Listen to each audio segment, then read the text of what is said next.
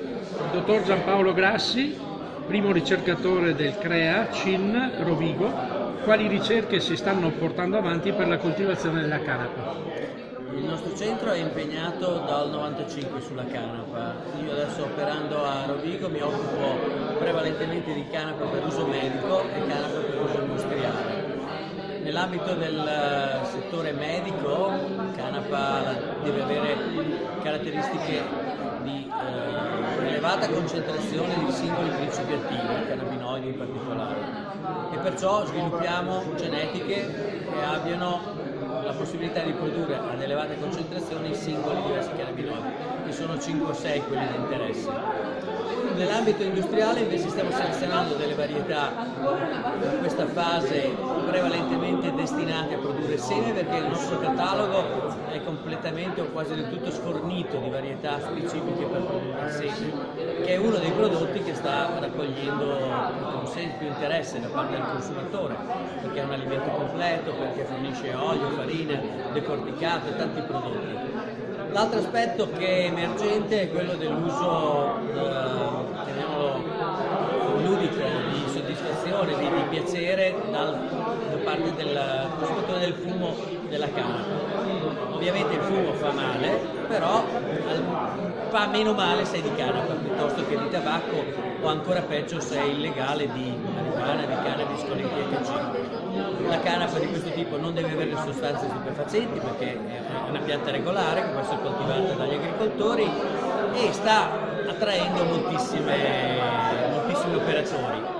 C'è anche qualcuno che si sta orientando verso l'impiego florovivaistico della canapa, cioè proprio dare il piacere di avere sul balcone, nel giardino, la pianta di canapa, perché è bella, ha un bel colore, e c'è qualcuno che ci crede. A Treviso c'è una grossa azienda florovivaistica che lancerà questi materiali e ha bisogno di varietà un po' diverse da quelle industriali. E poi c'è il settore della fibra, del materiale che produce molta biomassa, magari per energia, per altri impieghi. C'è un aspetto che mi è stato sottoposto proprio alcuni giorni fa, legata al risanamento di terreni contaminati. C'è stato un caso abbastanza importante attorno ad Adria, circa 500 ettari contaminati a livello tale da quasi non poter essere più utilizzati per attività agricole normali. La canapa è una di queste piante che ha la capacità intanto di tollerare la presenza di elevate concentrazioni di metalli pesanti, ha la capacità di accumularli e nello stesso tempo dare dei prodotti che possono essere comunque sfruttati al limite per l'energia, cioè viene bruciata e così invece che avere delle montagne di terra da smaltire o da trattare, magari uno ha un pacchetto di cenere pressato da smaltire in discarica, per cui concentra i principi attivi. Per cui gli aspetti sono innumerevoli, purtroppo siamo in pochi e non abbiamo tante risorse a disposizione. Vai. Antonino Chiaramonte, presidente dell'associazione Canapa e Filiera. Caro Presidente, che prospettive per la coltivazione della canapa nel Veneto e in Italia? Allora, le prospettive sono decisamente interessanti, perché la pianta di canapa è una pianta che offre tante opportunità di trasformazione. Le criticità vanno messe avanti subito, perché su tutta una serie di aspetti, specialmente che riguardano la coltivazione della pianta, dobbiamo diventare più bravi, dobbiamo coltivarne un po' di più, dobbiamo capire meglio le varietà che abbiamo a disposizione, i risultati che queste varietà ci danno territorio per territorio. Quindi sicuramente parliamo di una pianta che rappresenta una grandissima opportunità per le aziende agricole e anche per le aziende dell'indotto della trasformazione. Da questa pianta, come abbiamo visto anche in questo bellissimo convegno di oggi pomeriggio, si può tirare fuori tantissimo su più fronti, anche industriali, quindi della trasformazione alimentare, della bioedilizia, dell'ambito curativo e terapeutico, insomma le possibilità sono tante, quindi la possibilità che tante aziende possano partecipare al processo produttivo è molto alta e molto interessante. Le prospettive per una regione come questa sono funzionali al grado di interesse che la canapa sta suscitando negli imprenditori.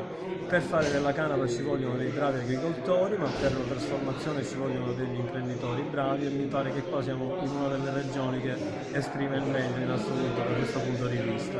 Quindi anche la presenza del senatore Dalla Torre ha confermato l'interesse della politica che c'è già stato, perché non avevamo e adesso abbiamo una legge nazionale. Però naturalmente serve un passaggio ulteriore, sia agricolo e tecnico industriale, ma anche politico, per dare veramente per fare in modo che ci sia una svolta definitiva in questo ambito canapa, che ha delle potenzialità davvero grandissime.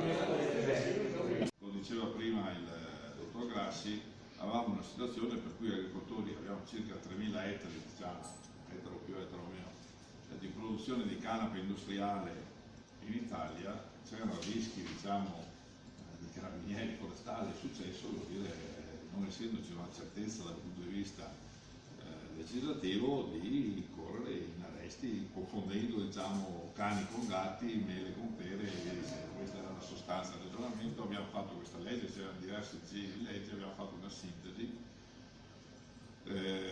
Ci sono cose che abbiamo stabilito, che hanno messo una pietra miliare. Molto spesso le leggi vengono fatte per come si può dire, regolare quello che è già emerso nella società. Non c'è nessuna legge che prevede il futuro.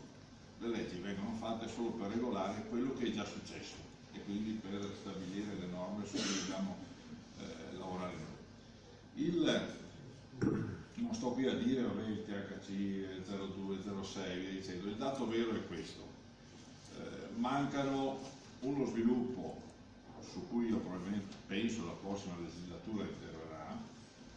Ci sono delle cose, non so se ci sarà la forza di arrivare a rifare una nuova legge sulla canapa, perché conoscendo c'è la volontà ma di parte di tutti. Poi il percorso legislativo è una cosa complessa, è più facile intervenire con leggi sull'agricoltura o sull'ambiente in cui si inseriscono le modifiche che nel frattempo abbiamo deciso di fare o di modificare o di ampliare per gli usi che vogliamo fare.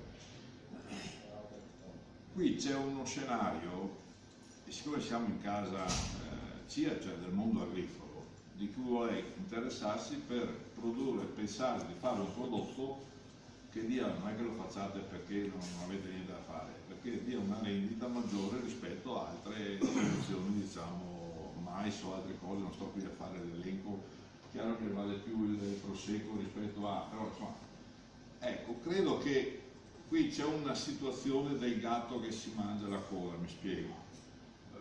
Lo citava prima il dottor Grassi rispetto a un'azienda, citava la Fiat relativamente a una produzione particolare del canapolo, mi pare, se non vado errato, della fibra per certi prodotti. È chiaro che ci vogliono le quantità,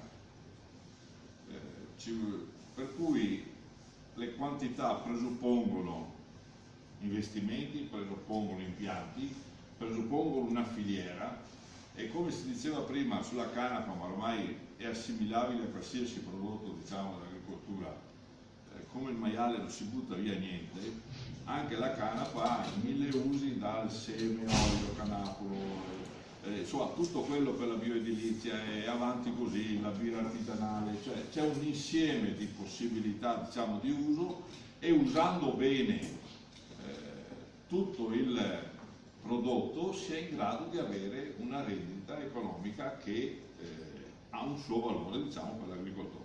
Se tu usi solo, che so, il seme per fare la farina o altre cose, porti a casa X.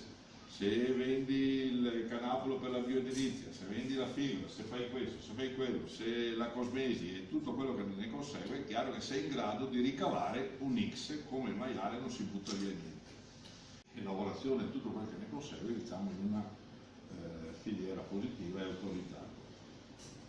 Ripeto, vi assicuro, oggi è facile dire questo. Mi pare che il dottor Grassi è venuto in audizione a spiegarci le cose, c'era consenso, però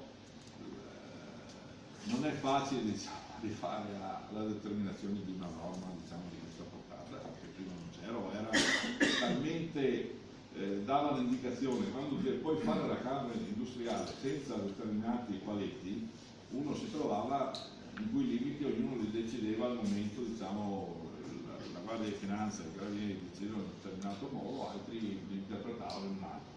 E quindi adesso abbiamo dei paletti che possono essere migliorati, ampliati, possono essere sfruttate con l'esperienza, con la ricerca, con tutto quello che ne consegue, diciamo, il maggior uso.